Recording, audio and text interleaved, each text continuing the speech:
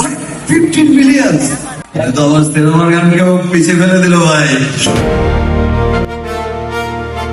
সেটা কোনো সিনেমার গান না, রোমান্টিক গান না, এটা কি? আমি শুট করছিলাম রকস্টারের। রকস্টারের তো পুরো ডিফারেন্ট একটা যাচ্ছে, এরকম পুরো বাংলাদেশে কখনোই কেউ দেয়নি।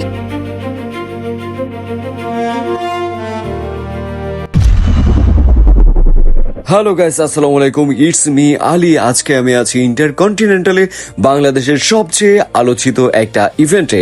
কারণ হচ্ছে এই ইভেন্টের মধ্যমণি হলো আমাদের মেগাস্টার শাকিব খান। এমব্রাইজ হিরোজ গালা নাইটটি ছিল যেন তারকাদের মিলন মেলা। এখানে উপস্থিত ছিলেন বাংলাদেশের বর্তমান সময়ের অনেক তারকা অভিনেতা অভিনেত্রীরা এবং অনেক অনেক অনেক ছোট বড় কন্টেন্ট ক্রিয়েটররা। আমার খুব পছন্দের অভিনেত্রী কেয়া পায়েলকে এত দারুণ লাগছিল, আসলে সেটা এক্সপ্লেন করার মতো না। এছাড়া এখানে উপস্থিত ছিলেন আমার জন্য স্পেশাল সারপ্রাইজ রিপন মিয়া, আর আমার পছন্দের খুবই কাছের শায়লা সাথী, শামীম আফরিন অমি এবং উপস্থাপিকা তিশা, আর আরো অনেক অনেক ছোট বড় কন্টেন্ট ক্রিয়েটর যাদেরকে তোমরা ভিডিওতে দেখতে পাচ্ছ, যাদেরকে তোমরা সবাই চিনো। এখানে এমন একজন আছেন যিনি আমার খুব পছন্দের একজন কন্টেন্ট ক্রিয়েটর, যিনি অল্প সময়ে তার লাইফটাকে চেঞ্জ করে ফেলেছে। যেমন ব্লগার সালাউদ্দিন সুমন ভাই, 17,000 টাকা থেকে শুরু করে এখন মাসে 17 লাখ টাকা ইনকাম, ভাবা যায়? আরেক পাশে ফুড ব্লগার, আরেক পাশে ভাইরাল কন্টেন্ট ক্রিয়েটর, যেদিকে তাকে শুধু ক্রিয়েটর আর ক্যামেরা। মনে হচ্ছে পুরো বাংলাদেশের সোশ্যাল মিডিয়া আজকে এক জায়গায় চলে এসেছে। এর মধ্যেই দেখাই হয়ে গেল পিঙ্কি মামার সাথে। আমি তো জিজ্ঞেসই করে ফেললাম, আপু আপনি কি মেয়ে হয়ে মামা কেন? এরপর যা হাসাহাসি শুরু হয়েছে, সবার সাথে অনেক সুন্দর সময় কাটতেছে, কিন্তু আসল জিনিসটা এখনো বাকি। পুরো হল রুম এখন অপেক্ষা করছে একজন মানুষের জন্য, যার একটা এন্ট্রিতেই পুরো স্টেজ কেঁপে ওঠে। বলো তো বন্ধুরা, সে কে? সে আর কেউ না, আমাদের সবার পছন্দের মেগাস্টার শাকিব খান, যার সিনেমার জন্য মানুষ বছরের পর বছর অপেক্ষা করে, আর যার রকস্টার এখন পুরো বাংলাদেশের সবচেয়ে হাইপ মুভি। তো খুব শীঘ্রই আসছে রকস্টার। রকস্টার দেখার জন্য কে কে অপেক্ষা করছো? অবশেষে অপেক্ষার পালা যেন শেষ হলো। এন্ট্রি নিল মেগাস্টার শাকিব খান, আর ভিডিওতে দেখতে পাচ্ছেন আমি কিন্তু ওয়েলকাম জানাচ্ছিলাম শাকিব খানকে।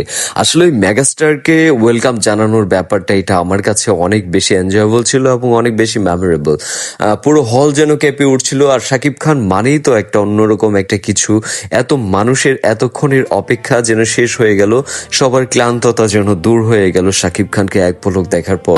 তো যাই হোক, শাকিব খানের কথাগুলো তো শুরু হয়ে যাবে এখনো, আর স্পেশাল মোমেন্ট গুলো তো অবশ্যই ভিডিও শেষে আছে।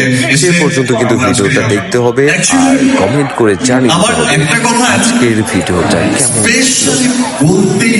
সেটা হচ্ছে যেদিন থেকে শহর থেকে গ্রামে রিলিজ হয়েছে, সেদিন থেকেই আমি যেখানে শুটে যাচ্ছি সেখানে আমার আশপাশের সকলে প্রত্যেকটা জায়গায় শুধু একটি কথাই শুনতে পাচ্ছি, একটা প্রশ্নই শুধু আমার চারপাশে ঘুরে বেড়িয়েছে, ভাই এমব্রাইজটা কি?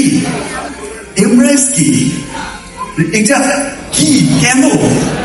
অনুভূতির কথা জানানোর আগে আমি বলতে চাই যে এমব্রাইজ হচ্ছে এমন একটা প্ল্যাটফর্ম,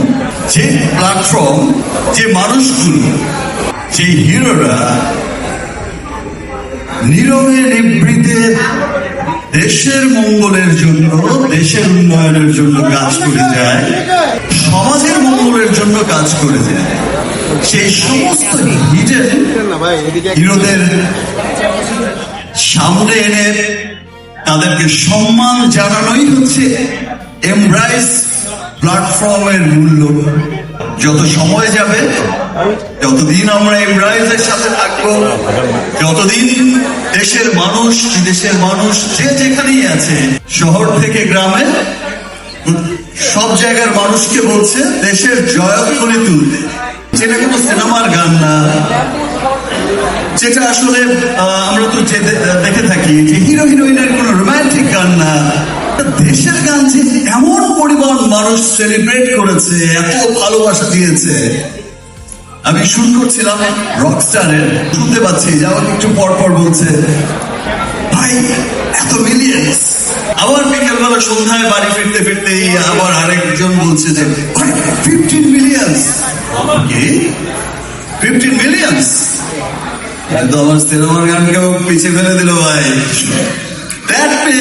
মানুষ দেশকে ভালোবাসে, মানুষ দেশের সমস্ত মানুষই চায় যে ইয়েস আমি আমার দেশের জয়ধ্বনিটাই তুলতে চাই, এটাই প্রুভ করেছে। আর আমি আজকেও খুব হ্যাপি যারা এত এত ভালো ভালো কাজ করে গেছে বা করে যাচ্ছে একদম চুপ, নীরবে নিভৃতে, তাদেরকে আমি আমার সচক্ষে আমার সামনে এখন দেখতে পাবো, কিছুক্ষণ পরেই হয়তো দেখতে পাবো। I am very excited about it. Thank you. এরপর স্টেজে কয়েকজনকে অ্যাওয়ার্ড দিলেন, সবার সাথে সময় কাটালেন, কিন্তু একটা জিনিস বুঝলাম, মানুষ শুধু একজন নায়ককে না, একটা ইমোশনকে ভালোবাসে, আর বাংলাদেশের সেই ইমোশনের নাম হচ্ছে শাকিব খান।